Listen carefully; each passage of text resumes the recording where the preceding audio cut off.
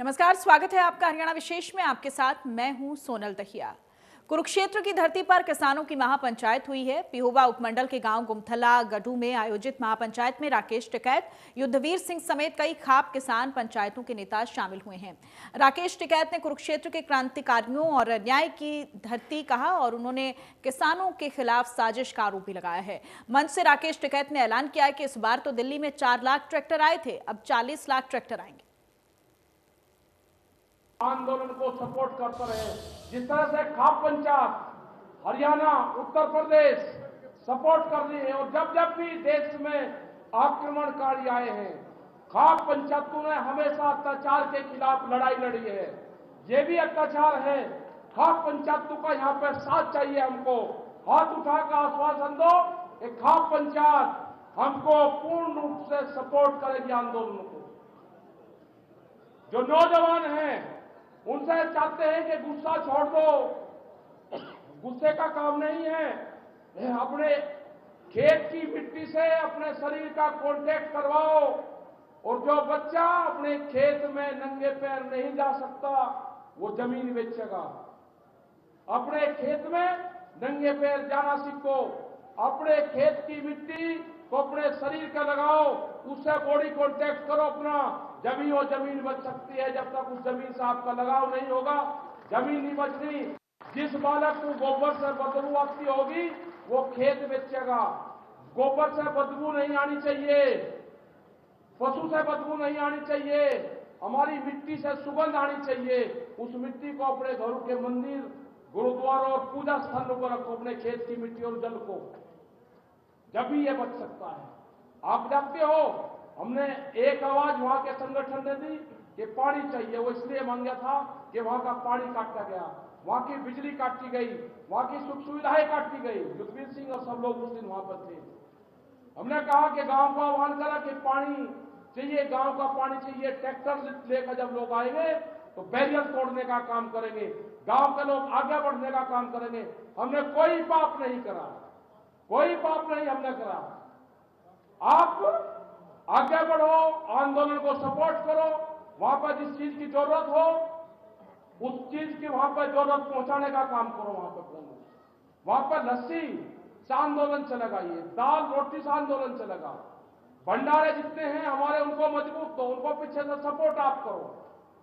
बातचीत सरकार को करनी होगी। हमने हर बार कहा है कि सरकार को बातचीत करनी है। हमारे जत्थेबंदी हैं, हमारे 40 लोग हैं, आप उनसे बात करो। जो फैसला वे करेंगे हम उस फैसले को मानेंगे। तो सभी जो यहाँ पे खाप के लोग आए, सभी यहाँ पे गांव के लोग आए, उन सब का बहुत बहुत धन्यवाद। जितने मेरे नौजवान साथी आए, पत्रकार बंधु आए, और जिस हिसाब से हरियाणा में मीटिंगें हो रही है, अब हमारा अगला टारगेट राजस्थान है, हमारा टारगेट महाराष्ट्र है, तमिलनाडु है। पूरे देश में हम 100 लाख जाएंगे। और वहीं संयुक्त किसान मोर्चा के किसान नेता लगातार लोगों के बीच पहुंचकर समर्थन की मांग कर रहे हैं और इसी कड़ी में भारतीय किसान यूनियन के प्रदेश अध्यक्ष गुरनाम सिंह चढ़ूनी ऐलनाबाद पहुंचे हैं। अनाज मंडी में किसान सभा को संबोधित करते हुए चढ़ूनी ने कहा कि आंदोलन देश के हर किसान का है। अगर केंद्र सरकार ने कृषि कानूनों को वापस नहीं लिया तो उन्हें परिणाम भुगतना पड़ेगा। चढ़ूनी ने आरोप लगाया सरकार उद्योगपतियों के लिए काम कर रही है। साथ ही ये भी आरोप लगाया कि इन कानूनों का फायदा सरकार नहीं गिनवा पा रही है।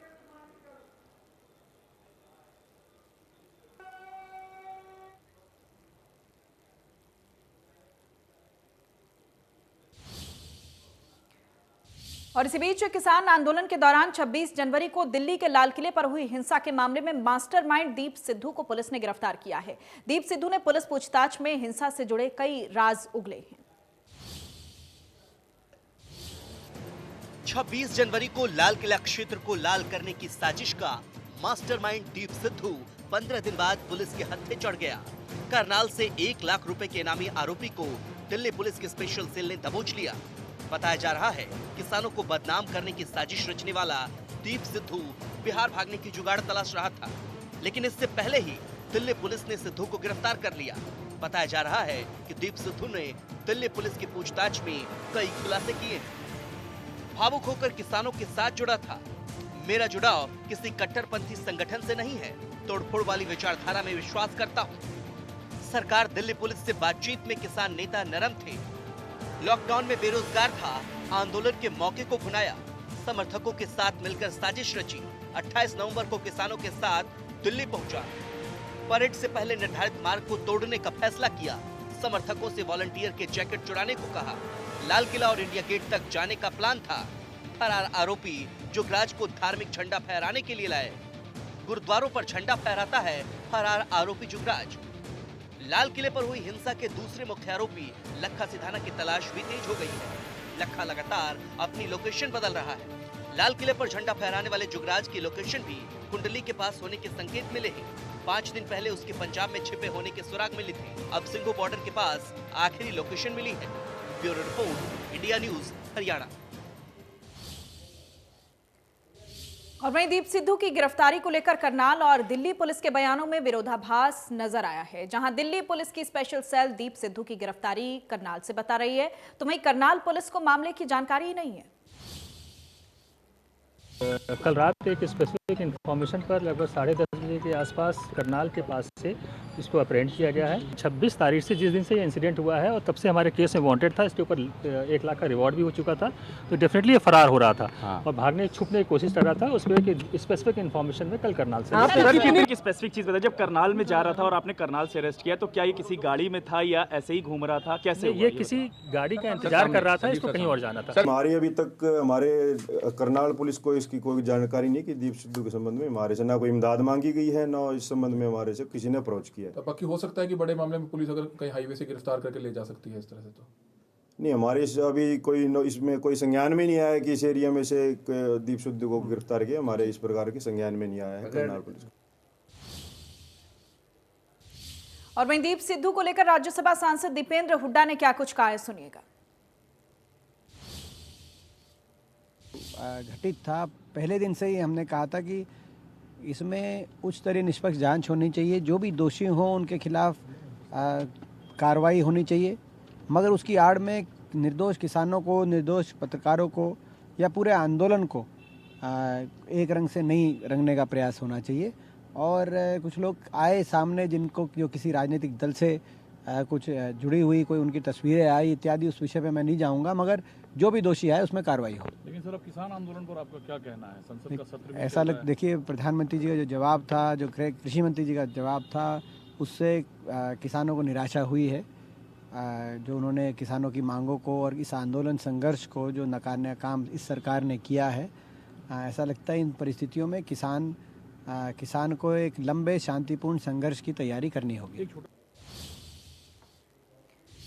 और वहीं सीएम मनोहर लाल ने हरियाणा को कुरुक्षेत्र बनाने को लेकर किसान नेताओं को नसीहत दी है। सीएम ने राकेश टिकैत और गुरनाम चढ़ूनी का नाम लेते हुए कहा है कि फ्रस्ट्रेट नेताओं की मंशा ठीक नहीं है। सीएम ने कहा कि हरियाणा का किसान खुशहाल है। उन्होंने दीप सिद्धू की गिरफ्तारी को लेकर भी बयान दिया है।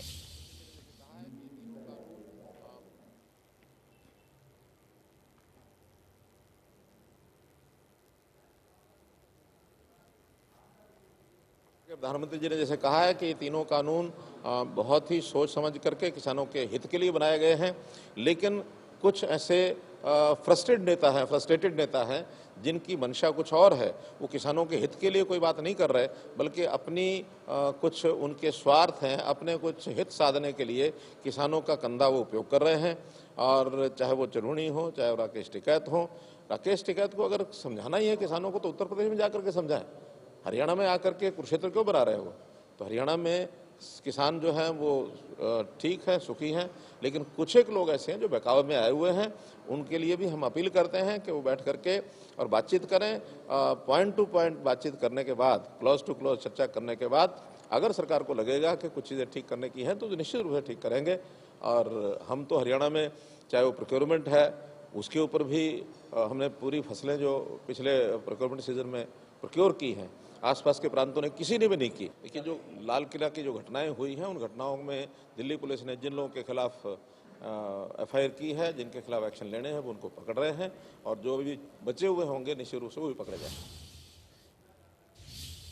और वहीं इनेलो नेता और पूर्व विधायक अभय चौटाला ने जींद विधानसभा क्षेत्र के मनोहरपुर गांव में किसान सभा को संबोधित किया है। भारी भीड़ से गदगद अभय चौटाला ने पीएम नरेंद्र मोदी से लेकर हरियाणा सरकार तक पर निशाना साधा है। किसानों को संबोधित करते हुए अभय चौटाला ने कहा कि प्रदेश के सभी 22 जिलों में प्रथम चरण में एक विधानसभा क्षेत्र में इनेलो नए कृषि कानूनों को लेकर किसान सभाओं का आयोजन करेगी। किसान सभाओं में किसानों को नए कृषि कानूनों के किसान विरोधी होने को लेकर जागरूक किया जाएगा। दूसरे चरण में सभी जिलों में 4 बड़े गांवों में इस तरह की किसान सभाएं होंगी और तीसरे चरण में इनेलो हर गांव में किसान सभा करेगी।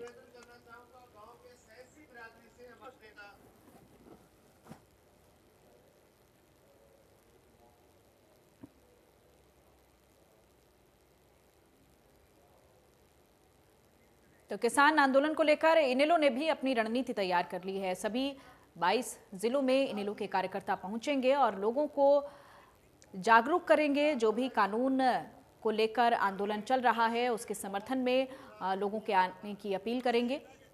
सभी जिलों में इनेलो की तरफ से किसान सभा की जाएगी। आपको बता दें कि इनेलो ने के एकमात्र विधायक थे एलनाबाद से अभय चौटाला। उन्होंने अपने विधायक पद से भी इस्तीफा दे दिया है कृषि कानूनों के चलते और अब इनेलो अपनी तरफ से एक अलग रणनीति बना रही है। अलग अलग जिलों में अपने कार्यकर्ताओं को भेजेंगे और किसान आंदोलन से लोगों के जुड़ने की अपील की जाएगी। और मैं किसान आंदोलन को कलाकारों का भी समर्थन मिल रहा है। पिहोवा महापंचायत में लोक गायिका रुपिंदर हांडा भी किसानों को समर्थन देने के लिए पहुंची हैं। किसान महापंचायत के मंच से उन्होंने राज्य सम्मान को वापस लौटाने की घोषणा की। हरियाणा पंजाबी साहित्य अकादमी से लोक गायिका रुपिंदर हांडा को अवार्ड मिला है।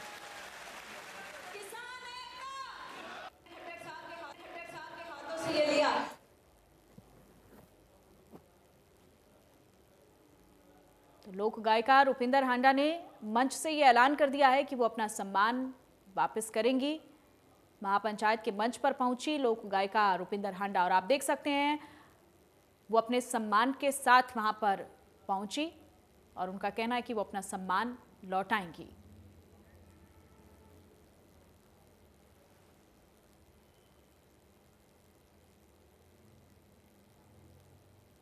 तो लगातार कलाकार जो हैं वो अपनी अवार्ड वापसी कर रहे हैं, चाहे खिलाड़ी हों, कलाकार हों। किसान आंदोलन को तमाम लोगों का साथ मिलता हुआ दिखाई दे रहा है।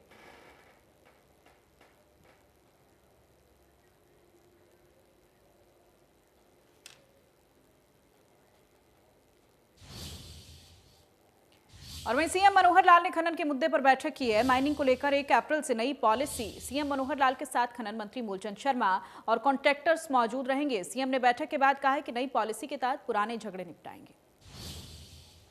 आज माइन कॉन्ट्रैक्टर्स जितने थे उनको सबको बुलाया था।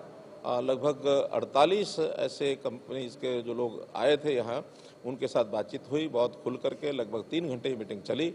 उन्होंने जो कुछ सुझाव दिए हैं उसके ऊपर जितने हाथों हाथ फैसले हो सकते थे उस हाथों हाथ कर दिए।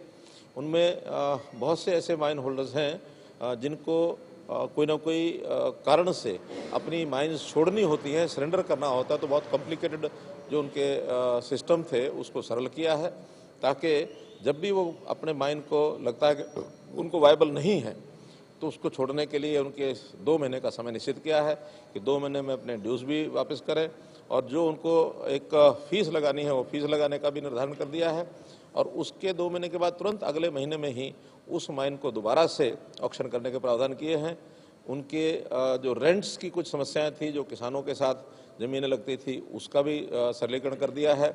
अगर डिपार्टमेंट को सरेंडर यानी डिपार्टमेंट को अगर उसकी टर्मिनेट करनी है माइन, उसके भी तरीके सरल बना करके उनको बता दिया गया है। इसलिए चाहे वो सरकार की ओर से चाहे कंट्रैक्टर की ओर से जो आने वाली समस्याएं थी उनको सबको सॉल्व करने का प्रयत्न किया है। डिटेल इन्फॉर्मेशन कब तक पहुंच सकेगी? डिपार्टमेंट उसको तैयार कर रहा है मिनट्स को, और 1 महीने बाद एक नए प्रकार से उसके सारे जो सेटलमेंट स्कीम्स भी लेके आएंगे। जो पिछले इनके झगड़े हैं वो भी समाप्त होंगे। तो 1 महीने बाद इसको बुलाएंगे और जो नई पॉलिसी दोबारा से बन के लागू होगी वो 1 अप्रैल से लागू कराएंगे। और वहीं बाबा साहेब भीमराव अंबेडकर देश के संविधान के निर्माता, वो संविधान जिसने हमें भारतीयों को लोकतंत्र के मूल्यों के साथ जीना सिखाया है। लेकिन अंबेडकर की विचारधारा से देश में कुछ अराजक लोगों को नफरत है। वो नफरत अक्सर अंबेडकर की मूर्तियों के साथ तोड़फोड़ के तौर पर सामने आ जाती है। पन्नी और फर्श में लिपटी सड़क पर पड़ी ये बाबा साहब भीमराव अंबेडकर की प्रतिमा नहीं, इस देश के संविधान और समाज की आत्मा है। वो संविधान और समाज की आत्मा जिससे बाबा साहब के विचारों से इत्तेफाक नहीं रखने वालों को दुश्मनी है, जलन है। समाज के सौहार्द और ताने बाने को बिगाड़ने की हसरत रखने वालों के निशाने पर संविधान के निर्माता बाबा साहब भीमराव अंबेडकर की मूर्तियां हैं। समता, एकता, बंधुता के विचारों वाली सोच को देने वाले अंबेडकर की मूर्ति को हम भारत के लोग जिस हीनता और कुंठा से खंड खंड होते देख रहे हैं, वो समाज की कड़वाहट का कोरा सच है। ताजा मामला सोनीपत के गांव बडौली का है, जहां अंबेडकर के दुश्मनों ने उनकी प्रतिमा को जार-जार कर दिया, प्रतिमा के हर हिस्से को खरोंच डाला। 2 महीने पहले ही गांव वालों ने पार्क में दलित मसीहा की मूर्ति को लगाया था, आज वो अपने चबूतरे से नीचे पड़ी है। डॉक्टर भीमराव अंबेडकर जी की प्रतिमा को खंडित कर दिया गया है, तो हम चाहते हैं इस पर कार्रवाई हो और जो है ना बाबा साहब की तरफ अंबेडकर जी की जो है ना प्रतिमा दोबारा से लगाई जाए। रात को किसी शरारती तत्वों ने इसको गिरा दिया, गिराने के बाद इस पर वार किया, नाक तोड़ दिया, सिर फोड़ दिया और कान तोड़ दिया। जगह जगह पर इस तस्वीर को खंडित किया गया है। हम यही अपनी अरदास लगाते हैं, एक तो इन पर पूरी कार्रवाई की जाए और इस अंबेडकर प्रतिमा को दोबारा स्थापित किया जाए। अंबेडकर की ये मूर्ति इंतजार तो अनावरण का कर रही थी, लेकिन संविधान और समाज के दुश्मनों ने सौहार्द को बिगाड़ने का खेल पहले ही खेल दिया। मामला कानून के रखवालों तक पहुंचा तो जल्द आरोपियों को पकड़ने का दावा किया गया। बताया गया कि प्रतिमा को खींचकर गिराया गया है, लेकिन अंबेडकरवादी सोच के दुश्मन बचेंगे नहीं। हमें सूचना मिली थी कि भीमराव अंबेडकर की प्रतिमा को तोड़ दिया गया, मौके पहुंचे हैं और जांच कर रहे हैं। आरोप तो अभी इनको कोई इस बारे में पता नहीं भी कौन इसमें बैड एलिमेंट था, किसने तोड़ा है। सोनीपत ही नहीं, करनाल के घरौड़ा के फुरलक रोड पर भी 8 फरवरी को अंबेडकर की मूर्ति तोड़ने का मामला सामने आया था। यहाँ भी असामाजिक तत्वों ने अंबेडकर की प्रतिमा को खंडित कर डाला था। दोनों ही जगह अंबेडकर के अनुयायियों में घटना को लेकर गुस्सा है। लोगों की मांग है अंबेडकर के दुश्मनों को जल्द से जल्द गिरफ्तार किया जाए। सोनीपत से सनी मलिक के साथ घरौड़ा से महेंद्र, इंडिया न्यूज हरियाणा। एक बाप क्या दौलत के लिए इतना नीचे गिर सकता है कि अपनी बेटी की अस्मत का सौदा कर डाले? वो दौलत और जायदाद जिस पर धर्म और पाखंड के नाम पर कब्जा किया हुआ है। एक वकील बेटी ने अपने बाप पर यह आरोप लगाए। एक बाप क्या दौलत के लिए इतना नीचे गिर सकता है कि अपनी ही बेटी की अस्मत का सौदा कर डाले? वो दौलत और जायदाद जिस पर धर्म और पाखंड के नाम पर कब्जा किया हुआ है। एक वकील बेटी ने अपने बाप पर यह आरोप लगाए हैं। मामला भिवानी के झुम्पा खुर्द का है, जहां पर एक शख्स अपनी बेटी को समाज के तौर तरीकों से दूर रखकर साध्वी बनाना चाहता था। साध्वी बनाने के पीछे की हकीकत वकील बेटी के मुताबिक वो जमीन और जायदाद थी जो आश्रम के नाम पर कथित संत पिता के कब्जे में है। आरोप है कि बाप ने अपनी हसरत को पूरा करने के लिए कुछ कथित संतों से बेटी का बलात्कार तक करा दिया ताकि वो समाज में इज्जत से ना जी सके। ये एक बहुत ही गहरी साजिश है जो कि मेरे को बाद में पता चली तब मैं पुलिस में आई। ये एक ऐसा गहरा षड्यंत्र है जिसमें ये 7 दोषीगण मिलके कुछ आश्रम से संबंधित मुद्दा है ये, जो कि एक आश्रम है झुप्पा खुर्द गांव में, मेरे फादर के अंडर है वो। तो ये सारा मुद्दा जो मैंने खोजबीन करी खुद अपने स्तर पे, तो पाया कि उस आश्रम को मेरे फादर अपनी पर्सनल भूमि अपनी प्रॉपर्टी बनाना चाह रहे हैं, जिसके लिए लेकिन उसमें क्या था, बतौर उत्तराधिकारी किसी नाथ पंथ के व्यक्ति को ही मिल सकती थी, लेकिन इसमें मेरे फादर इसको अपनी पर्सनल प्रॉपर्टी बनाना चाहते हैं, अपने पोते को देना चाहते हैं, जिसके लिए उन्होंने स्वयं को, अब उनका जो गुरु थे शंभुनाथ जी महाराज, उनका चेला बताया, परमप्रिय चेला बता के खुद उत्तराधिकारी बने और फिर अपने जीवन काल में एक वसीयत की कि मेरी बेटियां उनको मेरी मृत्यु के बाद उत्तराधिकारी बनाएं और वो इस आश्रम को सुचारू रूप से चलाएंगे और इसकी गतिविधियों को कैरी ऑन करेंगी। तो उनकी गतिविधियां और सुचारू रूप से आश्रम को चलाने के लिए संन्यास धारण करना पड़ेगा। ये एक बहुत ही सहनशील मुद्दा है, संवेदनशील मुद्दा है, जो कि मेरे को अब पता चला है कि मेरे फादर, जो कि मेरी मैरिज स्पॉइल हुई, उसके बाद मेरे माँ बाप मेरे साथ अब अत्याचार कर रहे हैं और मेरी बाबा शीलनाथ से कह के और संजीत भालोठिया जो वकील हैं उनसे, जिनके अंडर में पहले प्रैक्टिस करती थी लोहारू में, उनसे मेरा बलात्कार करवाया गया। लेकिन लालची बाप की वकील बेटी ने भी असमत के साथ अपने जमीर को नहीं लुटने दिया। वो बाप के साथ उन 7 लोगों के अत्याचार के खिलाफ खड़ी हो गई। उसने सभी 7 लोगों पर जबरन साध्वी बनने पर मजबूर करने और दुष्कर्म का आरोप लगाया। पुलिस ने मामले में मुकदमा दर्ज कर लिया तो वहीं 2 आरोपियों ने अग्रिम जमानत ले ली।